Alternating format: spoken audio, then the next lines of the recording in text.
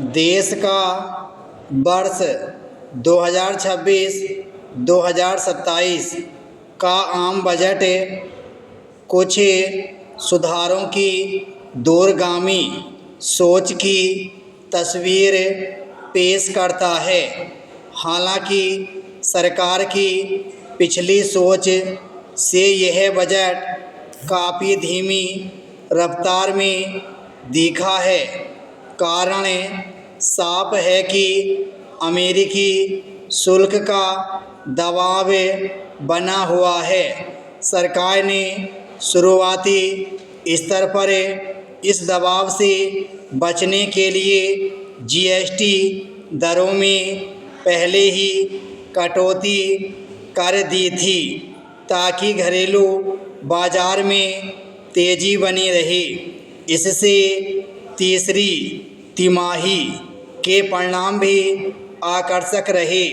देश की विकास दर को खुद अंतर्राष्ट्रीय मुद्रा कोष ने 7% से ज़्यादा माना है, मगर उसके बाद सरकार का सारा ध्यान मुक्त व्यापार समझौतों के माध्यम से निर्यात को बढ़ाने और विदेशी पूंजी निवेश की तरफ चला गया, और यह बजट उसी की छाया में बना दिख रहा है।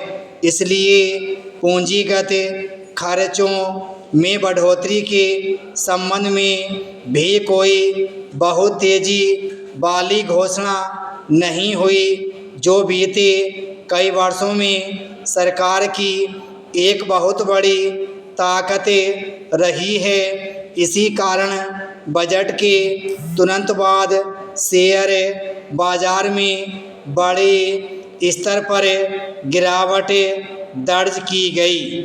ये बड़ा अचंभित करने वाला था, क्योंकि कुछ राज्यों की वित्तीय स्थिति ठीक नहीं है। इसका कारण मुफ्त की योजनाएं हो सकती हैं, मगर उसे शीत सत्र के अंतर्गत सरकार ने संसद के पटल पर नहीं रखा था। स्वास्थ्य क्षेत्र में सरकार की ओर से निजी क्षेत्र के साथ आगे बढ़ते हुए 5 क्षेत्रीय मेडिकल हब बनाने के उद्देश्य के अंतर्गत विभिन्न प्रकार की बीमारियों की जांच, आवश्यक देखभाल और मरीज की पुनर्वास योजना से रोजगार के नए अवसर सृजित होने की काफ़ी संभावना है। कैंसर की 17 दवाओं के दाम कम करने को भी एक अच्छी पहल के रूप में देखा जा सकता है। इससे आम लोगों को बड़ी राहत मिलेगी। बजट में सेवा क्षेत्र के माध्यम से रोजगार बढ़ाने की पहल भी की गई है, मगर प्राथमिक स्तर पर अभी सिर्फ एक उच्च स्तरीय समिति बनाने की बात की गई है, जिसके माध्यम से ऐसे क्षेत्रों की पहचान करने की कोशिश की जाएगी जहां पर संभावनाएं ज़्यादा हैं, मगर इसके परिणाम भी अभी भविष्य की गर्त में ही है।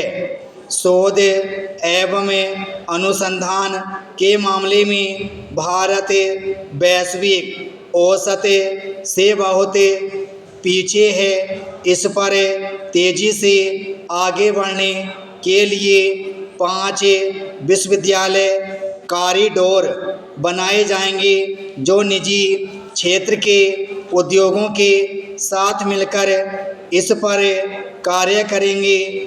कर से संबंधित घोषणाओं के अंतर्गत कंपनियों में अल्पसंख्यक अंशधारकों के हितों को सुरक्षित रखने के लिए योजना के अंतर्गत अब 22%, जबकि अन्यों को 30% कर देना होगा।